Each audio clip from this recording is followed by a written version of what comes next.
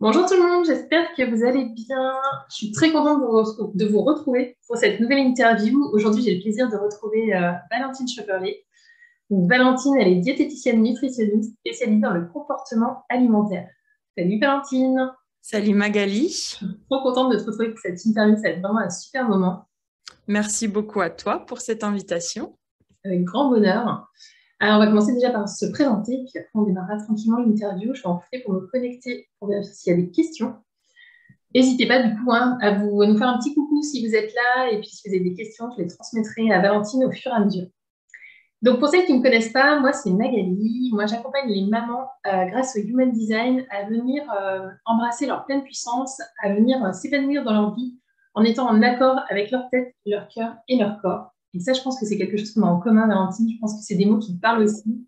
Je pense que dans ton approche de l'alimentation, c'est cette puissance d'être actrice de son assiette pour le coup, de venir vraiment être reconnectée à sa tête, son corps et son cœur. Je pense que ça fait aussi partie de tes piliers. Totalement. Je pense que c'est aussi ce qui nous a aidé à nous connecter quand je t'ai contacté pour proposer cette interview. Moi, Valentine, j'ai eu le plaisir de la rencontrer il y a quelques semaines lors des rencontres Femmes épanouies et j'ai vraiment adoré son intervention. J'ai vraiment connecté avec son discours. Valentine, elle va vraiment, elle met en lumière ce besoin qu'on a de sortir du contrôle, de revenir à une relation sereine et harmonieuse avec notre assiette. Valentine, elle ne va pas nous parler de régime aujourd'hui, elle ne va pas nous parler de restriction, elle ne va pas vous dire qu'il faut manger sans gluten ou sans lait, ou ouais, c'est pas du tout ça l'idée.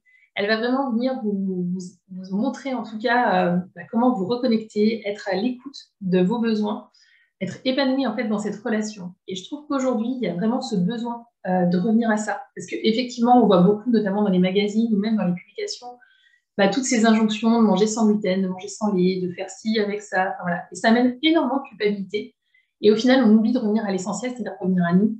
Et vraiment, c'est aussi pour ça que j'avais envie de t'inviter, parce que ça va avec tout ce que moi je vous dis par rapport à vos rôles de maman, à sortir de tous ces dictats, à revenir dans votre puissance, à revenir dans ce pouvoir que vous avez en vous de décider ce qui est bon ou pas pour vous. Et voilà, c'est avoir cette lumière sur ce côté de l'alimentation, je trouve que ça fait du bien aussi d'entendre ce discours-là aujourd'hui parce qu'il n'est pas si répandu que ça finalement.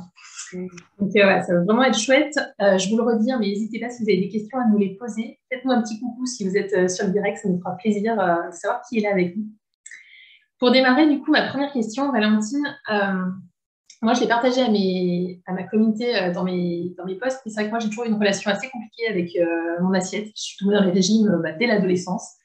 Mon corps qui avait pris des formes d'ado ne me plaisait pas du tout, donc rapidement je suis tombée dans les restrictions alimentaires, à faire attention.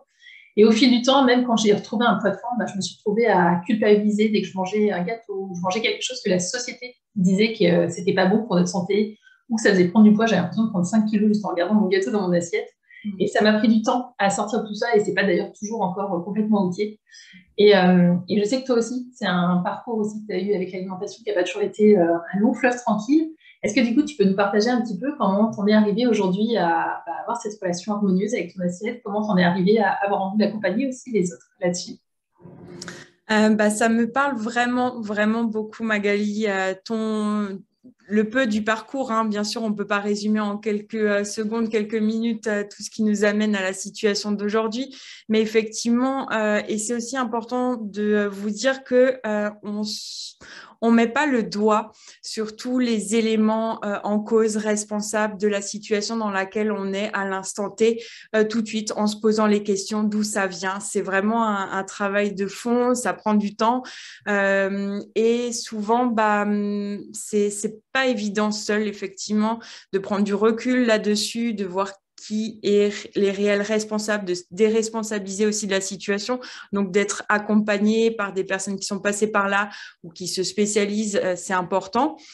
Donc moi, ça a mis des années pour que, des dizaines d'années, hein, j'ai la trentaine. Qu'est-ce que je voulais vous dire? Donc, c'est aussi commencé, on va dire, au collège, mais ça peut commencer déjà en amont du collège, en amont du lycée, avec le cercle familial, avec sa maman qu'on utilise comme modèle, avec ses sœurs, ses tantes, ses cousines, etc. en fait, au collège, on cherche des personnes pour se créer sa propre identité, mais on fait un petit peu de copier-coller. Voilà, on cherche ce qui est bien, ce qui est apprécié par les autres. On essaye de reproduire. Mais effectivement, le point de départ, c'est assez proche du tien, Magali. C'est des formes qui se dessinent, qui se mettent en place et dont on m'a pas prévenu personnellement qu'est-ce que ça engendre, surtout par rapport au regard des autres. Je pense au regard des hommes sur ce corps qui devient qui se sexualise effectivement et qui crée une différence entre les copains garçons et les copains filles, etc. Donc, on fait tout pour minimiser ça, pour cacher. Et oui, on entend que les régimes permettent de perdre du poids et on fait la grosse erreur de commencer alors même que notre croissance n'est pas terminée et en pensant que ça aura une incidence sur les jugements et les regards des autres sur nous, etc. Oui. Et on s'oublie très rapidement. Oui, complètement. C'est vraiment, on se rend compte du besoin qu'il y a. Enfin, moi, c'est vraiment un des sujets aussi qui me tient à cœur. On a une petite fille, c'est vraiment quelque chose que j'ai envie de lui apporter quand elle grandira.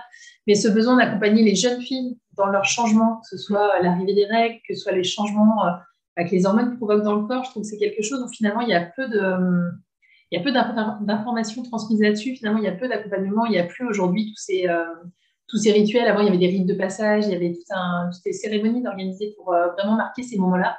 Et où il y avait du coup une transmission qui était faite dans des cercles de femmes, qui était faite dans des sororités, qu'aujourd'hui on a un peu perdu. Et je trouve qu'on se rend compte que du coup, on a tendance à en venir à maltraiter notre corps parce qu'on ne comprend pas en fait. On n'a pas appris à l'écouter. Souvent, nos mamans n'ont pas forcément cette habitude-là non plus. Donc, effectivement, quand moi, je sais que quand j'étais jeune, ma mère ne me parlait pas spécialement de règles. Alors, si elle m'avait des jours où ça arrivait, mais voilà, elle m'en avait pas parlé forcément. On n'en parlait pas non plus. C'était pas un sujet hyper libre. Et on n'avait pas forcément parlé de ces changements corporels qu'on pouvait avoir, tout ça. Et c'est vrai que quand on se retrouve face à ça, à une période où on cherche notre identité, où c'est compliqué, ça peut vite nous pousser à avoir des comportements qui peuvent nous nuire à très long terme, finalement. Et toi, je sais que du coup, dans ton approche, du coup, ça vient aussi d'un parcours de l'alimentation qui a été effectivement couplé dès l'adolescence. Ça a été tout aussi un cheminement pour toi? Régime,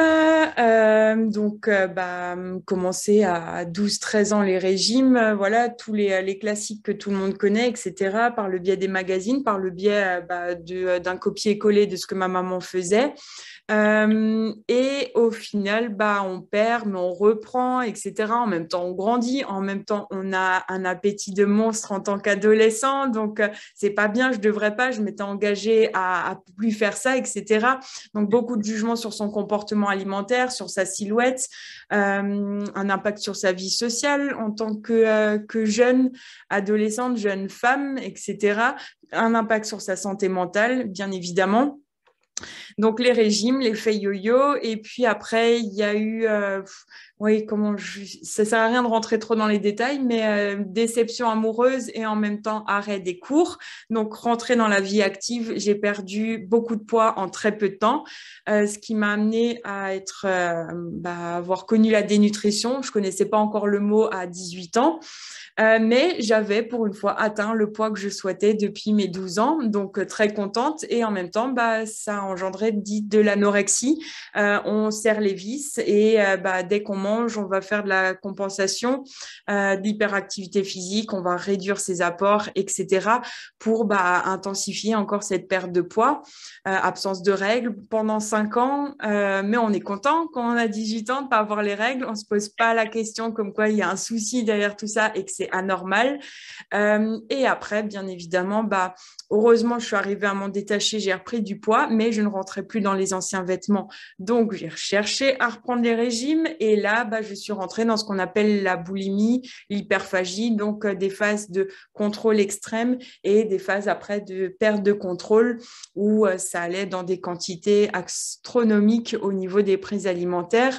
Donc, ça a duré jusqu'à mes 25 ans et là, je me suis dit, c'est pas normal, j'ai une santé physique, j'ai tout pour être heureuse, sauf que je vois que j'ai plus de santé mentale ni de santé sociale, je me prive de plein de choses. J'ai pas envie que mes amis qui m'ont pas vue avec cette reprise de poids depuis aient du jugement sur moi. Donc, il faut absolument que je perde si je m'autorise à les revoir, etc. Et il y a des circonstances qui ont fait que j'ai pu faire une reconversion professionnelle. et me dire, bon, bah, j'en connais tellement sur l'alimentation, ça fait des années, des dizaines d'années que je cherche, je pourrais même être diététicienne. Souvent, mes patients me le disent. Et pourtant, je ne sais pas faire. J'en connais tellement et plus j'en connais, moins j'ai l'impression d'en savoir. Un jour, on me dit c'est bien, un jour, on me dit c'est pas bien. Donc, je me suis dit, je vais chercher les réponses à leur source. Je vais faire le BTS diététique en reconversion professionnelle.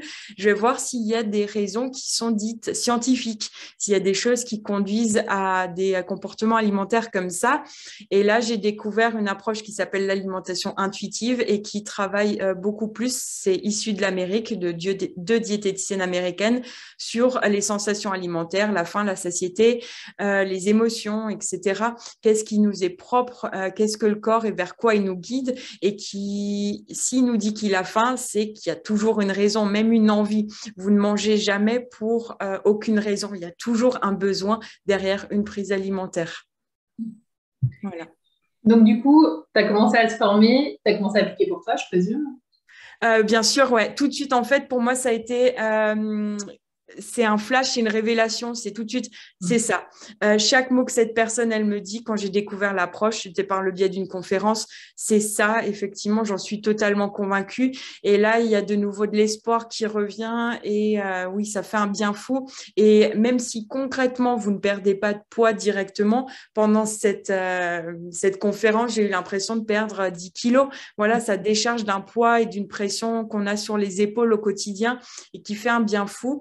Et qui permet après de cheminer tranquillement, d'apprendre la patience aussi et de se redécouvrir et de plus s'oublier parmi effectivement toutes ces injonctions sur l'alimentation. Oui. Toi, du coup, tu fais de l'accompagnement en cabinet? Alors, oui, je suis diététicienne en libéral, donc j'ai mon cabinet. Ça peut être en présentiel. C'est, on va dire, majoritairement à 90%, c'est des consultations en visio, parce que vu que je suis sur les réseaux, c'est des gens un petit peu partout en France. Donc, ça se passe très bien comme ça, le visio. Après, savoir qu'il y a des personnes où je vais les voir une fois et ça suffit pour mettre plein de choses en place, prendre conscience. Parfois, juste en m'écoutant, il y a les déclics. Parfois, c'est des prises en charge plus longues. Et j'ai créé aussi un programme qui s'appelle Alimentation épanouie, qui, lui, est construit sur 4 mois, mais ça peut être visible pendant toute une vie si on le souhaite, avec plus de 80 vidéos. Et l'idée, c'est de partager toutes les informations que je peux transmettre pour en oublier aucune et vraiment faire un travail de fond et totalement complet. Voilà. Du coup, quand on démarre ce parcours, la première base, je présume, c'est de se reconnecter à son corps. Enfin, c'est déjà de reprendre conscience de ses sensations. Pardon. En fait, il y a plusieurs choses, mais à savoir que vu que ça fait des dizaines et des dizaines d'années qu'on ne s'est pas connecté à ces sensations alimentaires, on mange parce qu'il est midi, on mange pas parce qu'on a faim, on se pose pas la question, on mange parce que c'est l'heure, on mange parce que toute la famille, c'est le moment où on se met à table. Donc, c'est normal qu'en quelques jours, quelques semaines, on va pas tout de suite s'y reconnecter. En tout cas, moi, j'invite quand même à vous poser les questions, à vous donner des petites pistes pour effectivement déjà se dire ah bah oui, c'est un petit peu automatique, qu'est-ce qu'est vraiment la sensation de faim, comment le corps nous l'indique. Donc oui, je commence par ça, mais surtout il y a 3 choses qui peuvent amener à une alimentation troublée. Ça peut être un déficit d'apport, on mange trop peu par rapport à ses besoins, donc physiologique vraiment, on prive le corps sans s'en rendre compte. On pense bien faire toujours. Ça peut être les restrictions cognitives, donc les jugements qu'on attribue sur son alimentation. Je dois, je ne dois pas, il faut, il faudrait, c'est pas bien. Je suis en train de faire ça, je suis une mauvaise personne. Alors foutu pour foutu, j'en profite parce que demain je le ferai plus. Donc on va dans une surconsommation et on prend même plus de plaisir à la dégustation. On n'est même plus à l'instant T, donc on pense à l'après, on anticipe, on compense. Et c'est ça aussi de se reconnecter. Bon bah qu'est-ce qui se passe maintenant? Qu'est-ce que j'ai réellement besoin? Qu'est-ce que je ressens? J'ai besoin de plaisir dans mon alimentation. Bon, bah, ok, c'est pas forcément une grande quantité. C'est peut-être juste prêter un peu plus à la dégustation et avoir un maximum de sens en bouche stimuler mes papilles que je recherche. Et le troisième point, c'est les émotions. Je suis en colère, je suis triste, je m'ennuie, je vais manger, je culpabilise, j'ai fait quelque chose de mal ou pas suffisant. L'alimentation devient donc un outil pour rééquilibrer ces émotions, pour les apaiser, parfois même pour s'en déconnecter, pour aussi être un bâton, c'est-à-dire que l'alimentation, on nous répète à longueur de journée que c'est un moyen de prendre soin de nous, mais paradoxalement, dès qu'on fait quelque chose, un faux pas comme il faudrait pas, on peut l'utiliser comme une punition, un bâton pour se faire du mal. Avoir de l'alimentation émotionnelle suite à des émotions, il n'y a aucun mal. Heureusement que c'est là, cet outil, ça nous fait du bien. Il y a des contextes, par exemple, vous avez passé une journée difficile, vivement ce soir, ce repas avec mes copines, on va boire un coup, on va se faire une bonne pizza. C'est de l'alimentation émotionnelle et c'est même de la prévision, de l'anticipation de l'alimentation émotionnelle. Mais heureusement qu'il y a ça et c'est totalement accepté dans notre société. Par contre, le faire seul, culpabiliser de le faire, se dire que c'est pas bien, on ajoute un jugement négatif sur un élément déjà de base qui nous a conduit à ça. Et là, ça devient tout sauf constructif et ça devient, comme dit, le coup de bâton.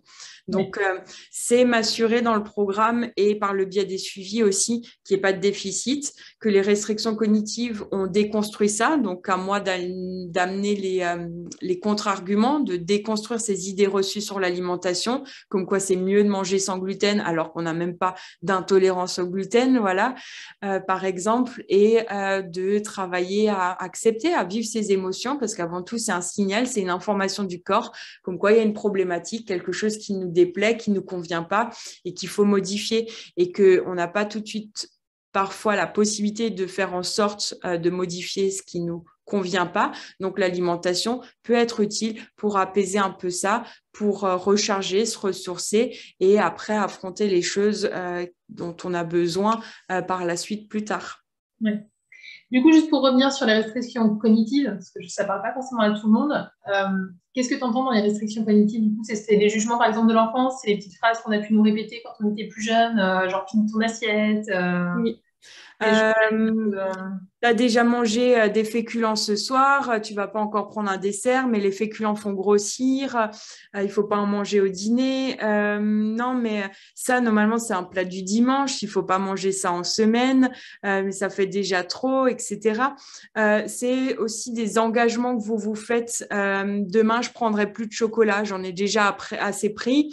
Donc, demain à midi, je prendrai un fruit. Et au final, vous voyez que vous avez pris le fruit, mais l'envie de chocolat reste quand même présente. Donc, vous allez le prendre. Ça peut être un faux pas, ça peut être une petite chose que vous allez quand même prendre alors que vous vous étiez engagé à pas le faire. Donc là, c'est vraiment du concret, mais à savoir que ça peut être aussi juste des pensées sans mise en application. Juste le fait de s'engager de pas en prendre, c'est déjà une restriction cognitive. Vous n'êtes pas obligé de le faire concrètement pour avoir des restrictions cognitives. D'accord. Et du coup, toi, ça veut dire que finalement, tu vas pas dire, par exemple, une assiette équilibrée, il faut qu'il y ait, je sais pas, la moitié de fruits et de légumes, un quart c'est ce qu'on voit, tu vois, un quart de glucides et un quart de protéines. Toi, tu vas pas avoir ce genre finalement de recette. En fait, l'équilibre se fait pas sur un repas, ni même sur une journée. Il se fait de semaine en semaine. Il y a des semaines où on a envie parfois que de pâtes. Mais si vous résistez à ces envies-là, vous pourrez pas remarquer que le corps, la semaine d'après, vous invite à manger plus de légumes et presque que des légumes. C'est comme ça. C'est un peu un exemple, les vacances type all inclusive. Au début, il y a un attrait, ok, il y a plein de choses, c'est top. Mais au fur et à mesure des jours, on arrive plus facilement à se diriger de nouveau vers des aliments dits classiques, des légumes, des fruits. Et même à la fin des vacances, généralement, on est quand même content de retrouver sa cuisine, son alimentation, ses petits légumes à son retour. Le corps, il régule. Après une période de fête où ces repas riches, par exemple, Noël, Nouvel An, se sont cumulés, vous n'avez pas besoin de prévoir de faire des détox ou des jeûnes. Généralement, le corps tout seul, il vous dit, bon, là, j'ai envie un peu plus de repos et des choses plus légères. faire. Donc, c'est comme ça qu'il fait sans avoir à mettre des restrictions cognitives, des engagements, parce qu'après, quand vous vous y tenez pas, ou justement quand vous prévoyez de créer certains interdits, le corps n'aime pas. Il est assez privé, assez frustré au quotidien. Ça amène juste de l'attrait. Alors que sans ces interdits, il n'y aurait pas l'attrait et ça se ferait naturellement cet équilibre-là. Oui. Finalement, c'est vraiment passer par de l'observation, par de l'écoute, par être vraiment attentif à ces signaux. Finalement, enfin, ce qui fait que tout compte fait, on va prendre du poids parce qu'on va manger des choses qui sont inappropriées, c'est parce qu'en fait, on ne s'écoute pas. Mmh. Finalement, c'est le mental qui nous guide et que c'est toutes ces croyances. Enfin, par exemple, voilà, on va manger que des choses qui vont nous faire grossir parce que finalement, notre mental a pris une certaine place dans notre quotidien et que bah, on a l'impression qu'on a besoin de ça pour aller bien. Et finalement, on n'écoute plus vraiment tous les signaux que peut avoir notre corps qui peuvent nous envoyer vers des aliments plus sains. Mais voilà, quand on a le mental qui vient dire, je pense qu'il y a aussi le côté, en tout cas, quand par exemple, on va avoir envie, je ne sais rien, une cuillère de Nutella, par exemple, pour ne pas citer de marque, à force de dire non, non, non, finalement, on fait que grossir l'envie. Mmh. Plus on va se dire non, plus on va avoir envie d'y aller et ça devient limite une obsession. Et c'est là où on risque de tomber dans le pot, mais de se contenter d'une cuillère qu'on prendra avec plaisir, finalement. Il y a une espèce de besoin de se remplir derrière. Bah, peut-être effectivement, oui, il y avait juste un besoin d'une cuillère de Nutella, vous l'auriez mangé, vous auriez pu passer à autre chose. Mais prendre une cuillère de Nutella et culpabiliser de ça, bah bon, bah c'est pas bien, je devrais pas, je suis une mauvaise personne. Donc tant qu'à faire, j'en prends une autre parce qu'en même temps, on rajoute une émotion négative, je culpabilise ou j'ai honte de ça. Donc ça nécessite plus vous avez d'émotions négatives, plus vous avez besoin d'outils pour apaiser ces émotions. Donc vous enchérissez justement en mettant plein d'autres émotions négatives alors qu'il y avait peut-être juste un besoin de réconfort au départ. Il n'y avait pas de culpabilité ni de honte. Ouais. Ou un exemple, quand on n'arrive pas à s'arrêter, il peut y avoir diverses raisons, donc c'est à creuser. Mais souvent, c'est un besoin dit de réconfort, par exemple, ou de plaisir. Mais manger un carreau de chocolat en 30 secondes de temps de plaisir, c'est pas suffisant. Donc, on a envie d'un deuxième, d'un troisième. Et comme je disais, c'est pas forcément au départ un besoin de grande quantité qu'il fallait. C'était juste un besoin de dégustation. Mais pour encore avoir de la dégustation, il faut pas culpabiliser parce que si vous vous en voulez de prendre du plaisir à manger du chocolat, on rajoute une émotion qui rajoute une nécessité d'en reprendre, etc. ou un outil de régulation. Et vu que je m'adresse aux mamans, généralement, cette métaphore parle bien. Dites à votre enfant de ne pas toucher la prise, qu'est-ce qu'il fera? Dites à votre enfant qui a plein de jouets dans sa salle ou dans sa chambre qu'on va en prendre un parce qu'il ne l'a pas touché depuis un certain temps et on le donnait à une association ou à des enfants, un de ses camarades, ça va devenir tout d'un coup son jouet préféré. Il ne voudra pas le quitter. Donc voilà, cet interdit crée l'attrait, le jugement aussi, mais comme dit, c'est tout à fait normal qu'on ne déconstruit pas ça du jour au lendemain, mais juste de prendre conscience que c'est peut-être ça, effectivement, qui me conduit à avoir un poids de forme aujourd'hui qui n'est pas le mien, où je me sens pas bien dans ma peau et me dire de m'en priver, c'est juste pas la solution et c'est pas ça qui m'aidera parce que au final, me dire de m'en priver, c'est ce que j'ai fait depuis X années. Où est-ce que ça m'a conduit aujourd'hui? Donc, travailler sur le fait que oui, du chocolat peut faire partie de votre quotidien, une alimentation émotionnelle aussi. Et je vais rajouter quelque chose que c'est peut-être les légumes qui vous font grossir. Dans le sens où, imaginez que vous avez un steak frites, vous mangez à votre faim, par plaisir, c'est suffisant, mais par bonne conscience, parce que la société nous l'a dit, on prend une option salade. On n'en avait pas envie de la salade, mais on la prend pour faire bien et on va quand même la manger sans plaisir, sans réel besoin du corps. Au final, dans ce contexte de repas, c'est pas le steak frites qui pose problème ou qui est de trop ou qui est à remettre en question, c'est la salade que vous avez pris de trop. Même si c'est très faible en calories, c'est ça vous avez donné au corps dont il n'avait pas besoin. Donc non, dire qu'un repas équilibré est un quart moitié, ça peut être intéressant bien évidemment pour des personnes qui n'ont pas du tout de connaissances en diététique, qui n'ont pas eu une éducation où on leur a appris quelques règles d'hygiène alimentaire. Voilà, donc oui, de l'éducation dite diététique, on peut en faire à certains patients et je ne suis pas contre les règles et principes alimentaires diététiques. qui peuvent être très utiles, très intéressants pour des patients aussi qui ont des pathologies, etc., des besoins spécifiques, quand on est enceinte, quand on allaite également. Mais il faut garder de la souplesse sur leur écoute et surtout se les approprier. Si ça ne fonctionne pas, ne nous convient pas, ce n'est pas soi-même à remettre en question, mais bien ce conseil alimentaire qui ne nous était pas adapté à l'instant T. Ou peut-être qu'on a suivi avec trop de rigueur, pas assez de souplesse ou de nuance. Donc souvent, je dis, il y a tout ce qui est information externe à soi et il y a aussi les informations du corps et il faut un petit peu des deux, voilà, et jamais s'oublier là-dedans. Oui. Finalement, ça revient toujours à ce qu'on disait au début, c'est-à-dire s'observer.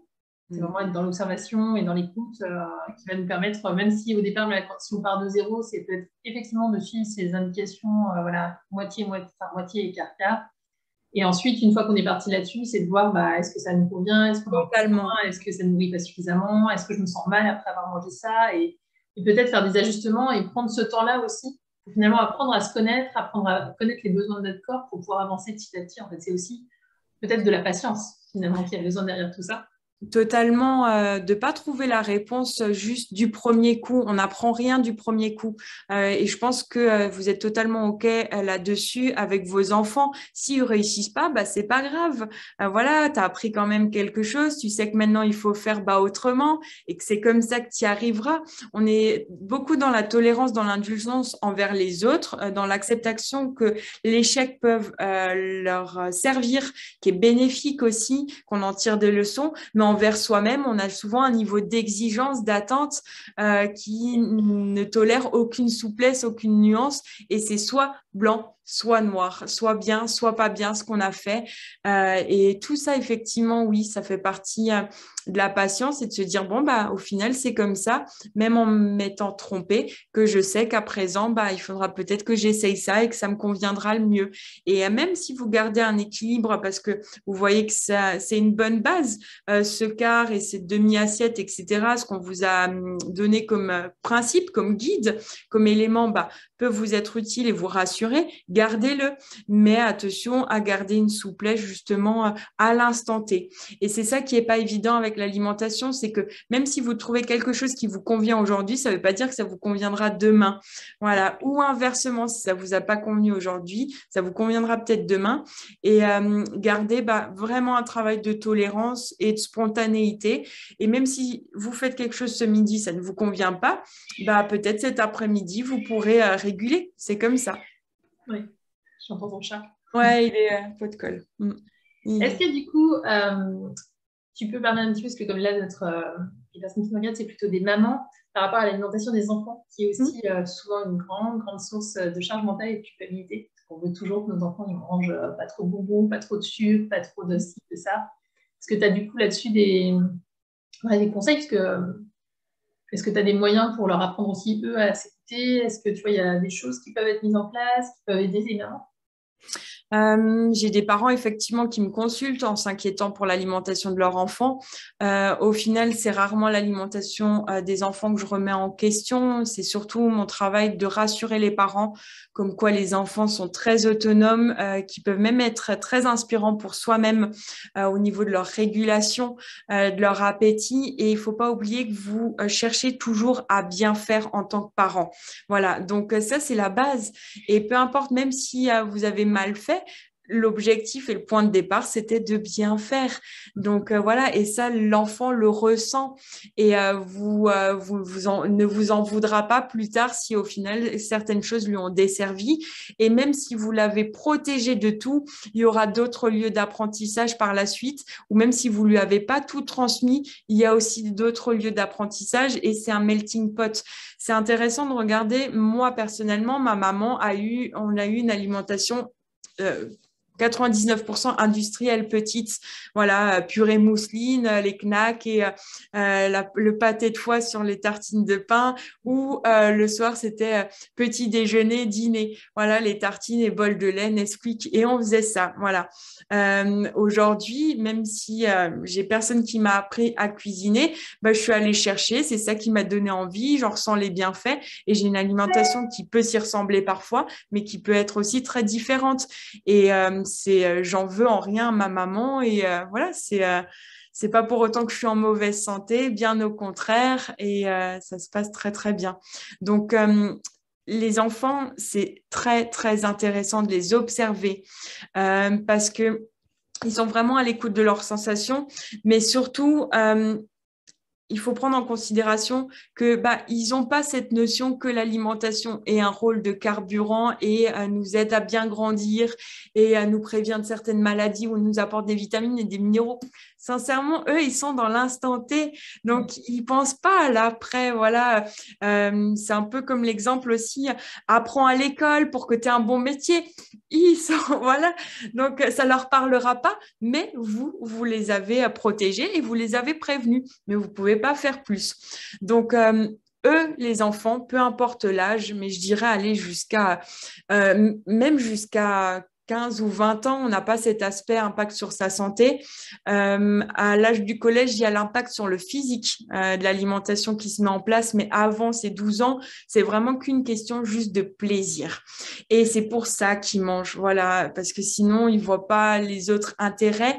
Par contre, ils sont capables quand même très tôt de comprendre que oui, il y a des aliments plaisir et il y a des aliments quand même dits énergétiques qui permettent un peu plus de concentration, un peu plus de facilité à la digestion, donc ça leur permettra de mieux jouer et de pas être dérangés après toute l'après-midi avec leurs copains. Donc on peut leur présenter les choses comme ça. Et même si vous les avez présentés et ils prennent quand même le paquet de bonbons en entier, il faut, parce que c'est comme ça qu'ils confirmeront ce que vous leur avez dit. Ah oui, ça me fait mal au ventre. Oui, la prochaine fois, je prendrai que la moitié ou quelques bonbons. Mais souvent de donner la possibilité d'accès à tout, de pas créer de l'interdit qui crée l'attrait. Personnellement, petite, j'avais pas, même si j'avais une alimentation comme je vous cite, ma maman était aussi des périodes pas de bonbons, pas de Nutella. Et quand j'allais chez les copines qui en avaient, c'était moi qui dévalisais leur placard. Et les enfants à qui on laisse le paquet de bonbons ou le bol tout au long de la journée et de l'année sur la table du salon, généralement, ils passent devant. Oui, au début, il y a un attrait, c'est normal. Rappelez-vous un petit peu cette période de vacances, le buffet all inclusive qui crée l'attrait. Pour un enfant, c'est normal. Au bout d'un moment, ça devient banal. Il sait que si un jour ça manque, aux prochaines courses, on en rachète. Et c'est un enfant qui devient très partageur. Il partage les bonbons et il n'est pas à les garder juste pour lui parce qu'il risque de manquer. Ouais. Et il y a plein de choses à dire, mais en résumé, je comprends l'inquiétude des parents. Si vous voulez un petit peu quand même avoir un certain cadre, souvent ce qu'on invite en comportement alimentaire, c'est aux parents de dire quand, par exemple, on répartit les responsabilités, quand et quoi. Donc, à quel moment on mange pour cette convivialité, voilà, le moment en famille, et quoi en laissant l'accès à certains types d'aliments, parce que c'est les parents qui restent maîtres de ça en faisant les courses, les achats. Et par contre, laisser la responsabilité du combien à l'enfant, c'est-à-dire en quelle quantité.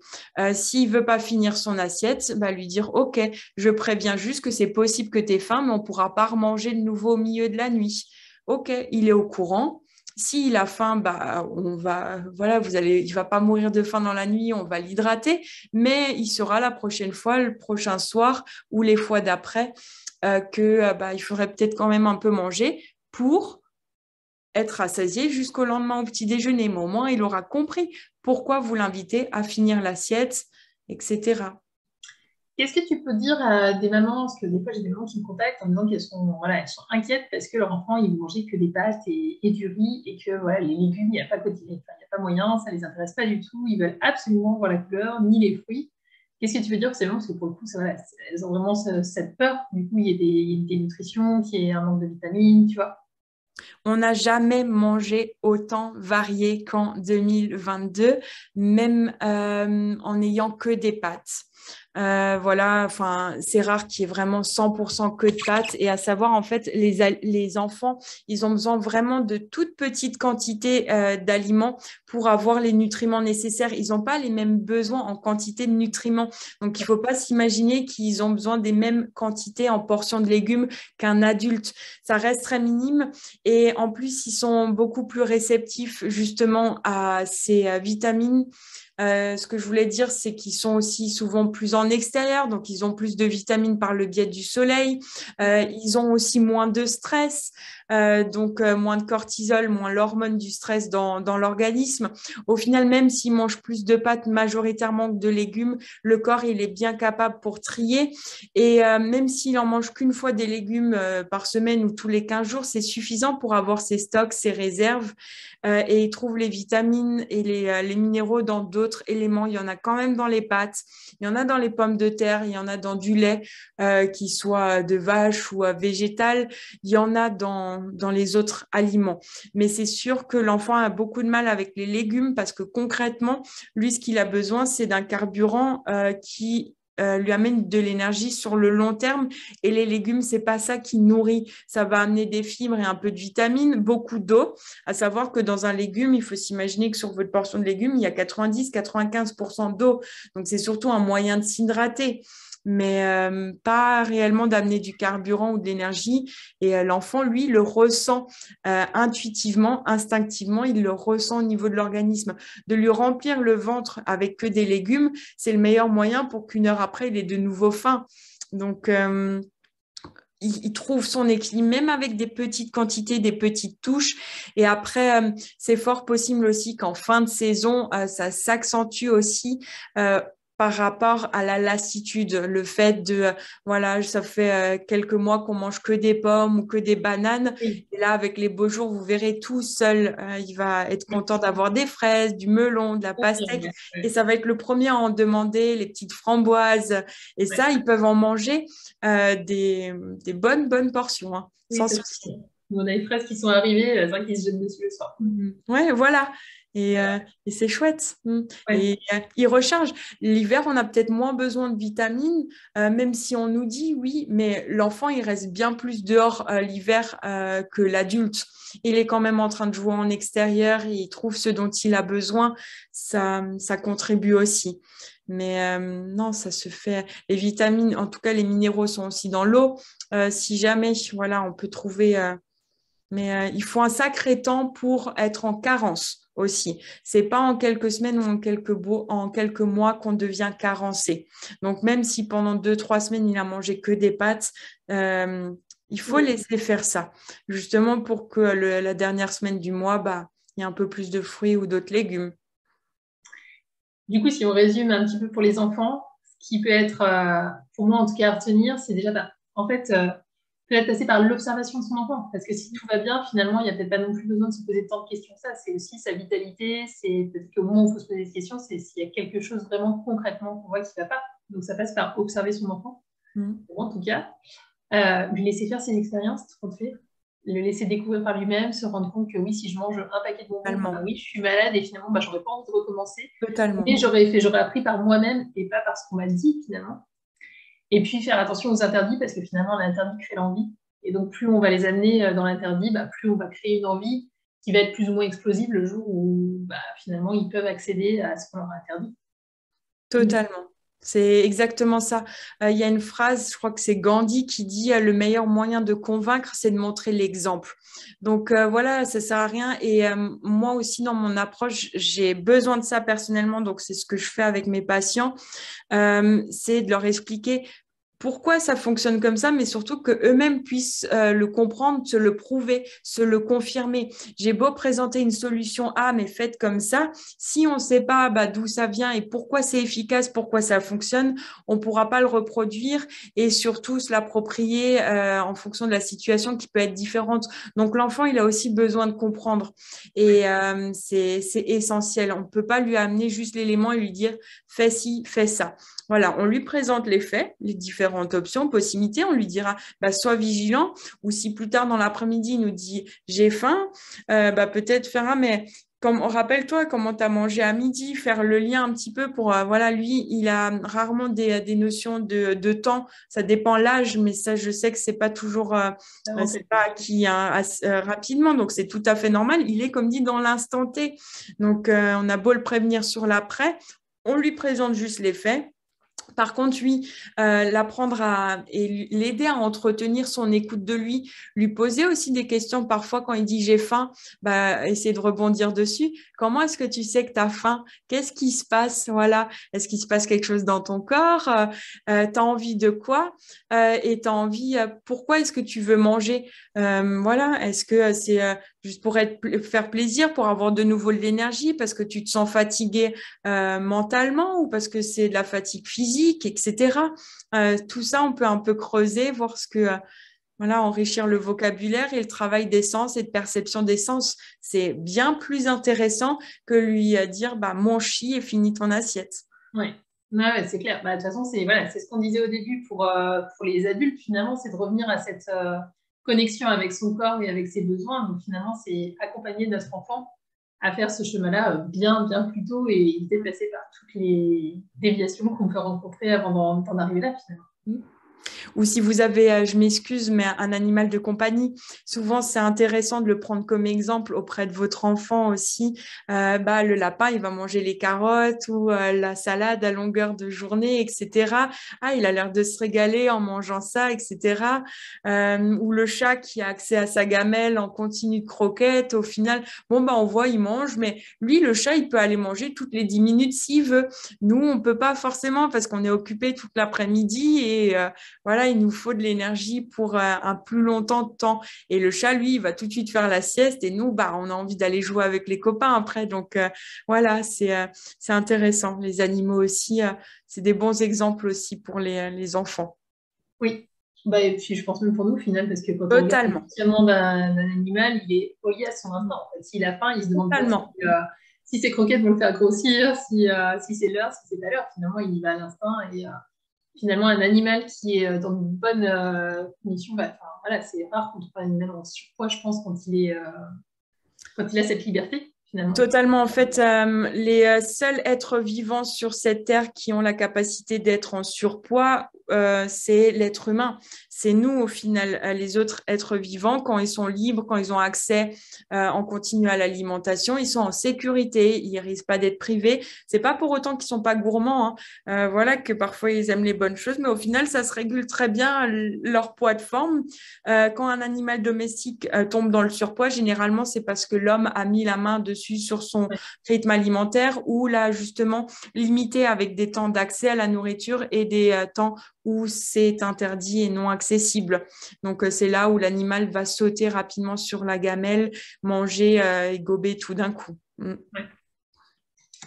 Du coup, si on résume un petit peu ce qu'on a vu, moi, les mots-clés que je retiens par rapport à ce que tu dis, bah, ouais, vraiment observation, je pense que ça passe vraiment par ça, apprendre à s'observer, à s'écouter.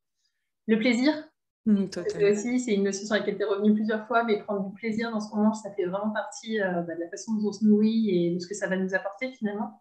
De vraiment avoir ouais, ce lien avec le plaisir de l'alimentation, de s'autoriser à ça finalement. La souplesse, aussi beaucoup parler de souplesse, sur la nécessité voilà, de savoir que bah, oui, il y a des périodes où on peut manger beaucoup par exemple de féculents et moins de légumes, mais que finalement la régulation elle se fait sur le long terme et pas juste sur une journée ou une semaine. Être patient aussi, parce que c'est un chemin de déconstruire tout ça, parce qu'effectivement, on a été longtemps dans les restrictions et que bah, ça ne se fait pas du jour au lendemain d'arriver à se reconnecter à tout ça, à revenir à quelque chose de plus harmonieux, de plus instinctif. Mm. Et puis d'aller aussi dans cette notion, bah, ça va avec un erreur d'échec et d'apprentissage, d'accepter qu'il y a des moments où peut-être on va un peu rechuter d'une certaine manière, mais que c'est juste un pas de plus vers dans notre apprentissage et que c'est un chemin en fait. Hein. Et que de toute façon, si on n'échoue jamais, c'est pas comme ça qu'on apprend. En fait, les personnes qui réussissent tout de suite n'apprennent pas grand-chose en fait. Exactement. C'est important aussi de tolérer ça et puis d'être dans la bienveillance. Mm. Je pense que les trois derniers vont vraiment ensemble, hein, mais vraiment cette bienveillance envers soi-même, d'être sa meilleure amie, parce que souvent c'est avec nous finalement qu'on est un peu notre pire ennemi, voire même beaucoup notre pire ennemi, et que vraiment cette bienveillance, ça fait partie de notre apprentissage. Est-ce que du coup, pour finir, est-ce que tu aurais une première étape que tu conseillerais aux mamans pour démarrer cette aventure, du coup, si vraiment elles ont envie d'aller sur ce chemin-là de l'aventure de l'alimentation épanouie? Si tu avais un premier outil ou un premier exercice ou une première étape à passer. Mais tout ce que tu viens de dire, effectivement, c'est suffisant. En fait, on est tellement habitué à avoir des notions précises, à avoir un cadre, à nous dire faites ci, faites ça et exactement comment. Au final, travailler à la bienveillance, c'est par exemple voir en quoi votre bienveillance est bénéfique aux autres. Vous le savez, comme quoi c'est top d'être bienveillant envers les autres, comme quoi ça leur est utile et heureusement qu'elle est là. Donc, essayez de voir et de découvrir à quel point ça vous sera utile à vous si vous vous l'appliquez à vous-même. Après, concernant effectivement ces nuances, c'est aussi un autre point. Il n'y a aucune situation qui est que négative ou que positive. Essayez de travailler là-dedans. Et concernant ce plaisir, je pense que ça serait prioritaire.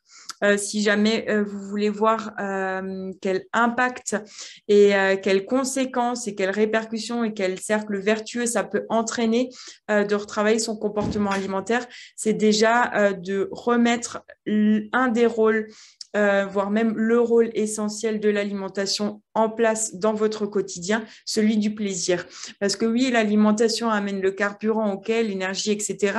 Mais son rôle qui est tout autant nécessaire, utile et équivalent que celui d'énergétique, c'est le rôle plaisir.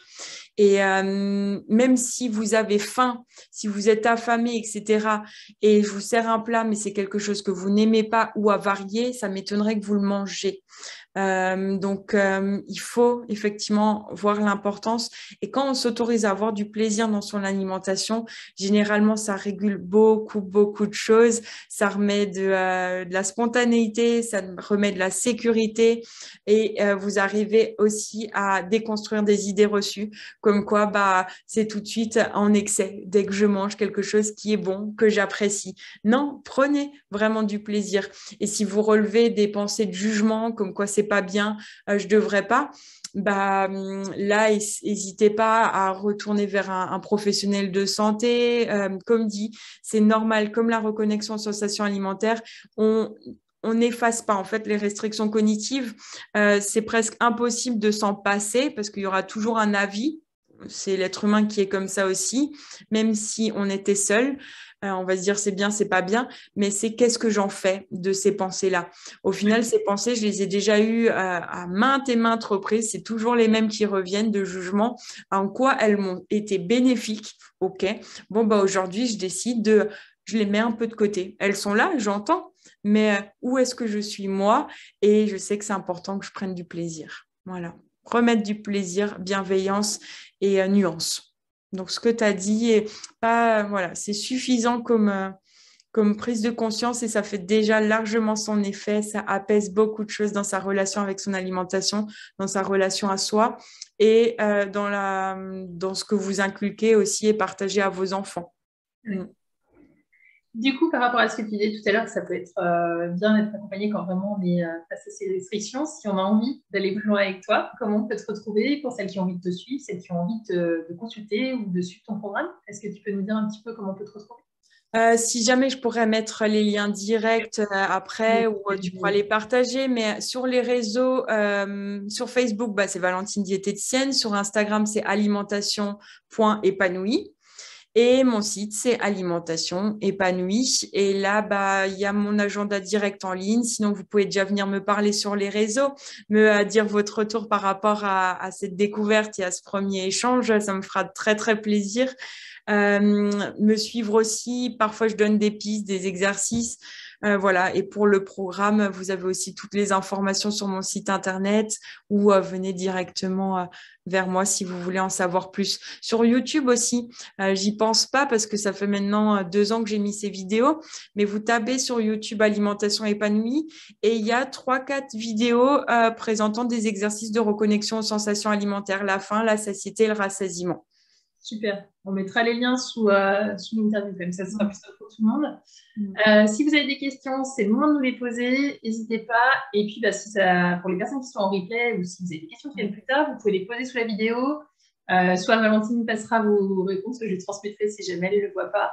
Mais n'hésitez pas. Du coup, si vous vous posez la question, il y a des chances que quelqu'un d'autre se la pose aussi. Donc, voilà, sentez-vous libre de poser les questions qui vous viennent.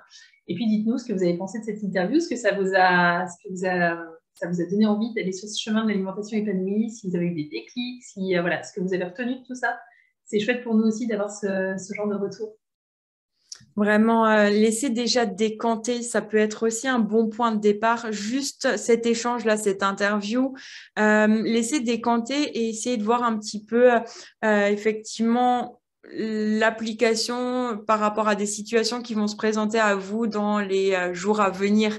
Et vous allez faire le lien, ah mais ouais, au final, ouais, ça m'impacte quand même, ça prend une place, ces obsessions alimentaires dans ma vie, plus que ce que ça devrait l'être. Au final, pourquoi je mange pas et ça ne s'arrête pas là et je continue à y penser, ou je suis en train de manger à midi, mais je pense déjà à ce que je vais manger ce soir ou au week-end qui nous attend prochain. Au final, ça prend une place et ça vous sollicite beaucoup d'énergie. Quand vous vous en libérez de tout ça, vous gagnez beaucoup d'énergie, parce que si c'est effectivement quelque chose, je pense que tu abordes, Magali, la fatigue, l'épuisement des mamans, etc., se décharger de ça et voir que quand vous lâchez prise sur l'acte alimentaire, au final, c'est pas pour autant que ça devient n'importe quoi. Bien au contraire. Ouais. Et tout ce que ça vous apporte en énergie et en gain de temps sur le reste pour vos enfants, mais surtout pour vous, voilà, c'est un cercle vertueux, vraiment. Donc, laissez déjà décanter si jamais cette première écoute, et ça va faire son travail. Et après, n'hésitez pas à revenir. Et comme dit, soyez bienveillants. C'est un des points importants sur le fait que c'est normal qu'on n'y arrive pas seul. Voilà, avec tout ce qu'on entend. Mais on y arrive. Super. Bon, bah, merci beaucoup, Valentine. Merci à toi, Magali.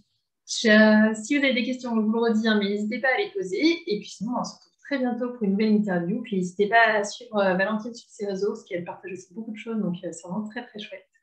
Merci beaucoup, Valentine. Merci à toi encore. Merci à tous. Et au plaisir de poursuivre l'échange. N'hésitez pas et au plaisir d'avoir vos retours. Ça marche. À bientôt, tout le monde. Merci encore.